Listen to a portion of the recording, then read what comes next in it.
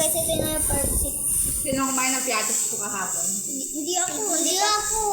Ito nakita ko sa bato yan. Daddy kumain, no? Binila na akong piatos, kinain din niya. Bili, tara.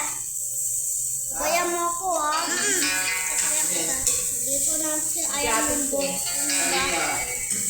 Ay, hindi, no. Sita ko na. Ayan na. May tanga doon niya sa bato. Kamusta ka na? Palagi kitang pinapanood, nakikita.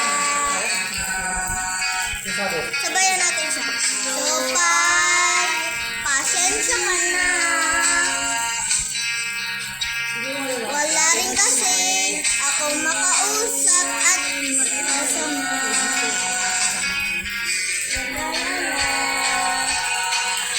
Huwag ka na mag-alala. Ayun na, dadalhin kita sa aming bahay. Di tayo mag-away-away. Di tayo matunod ang mundo. Dadalhin kita sa aming bahay.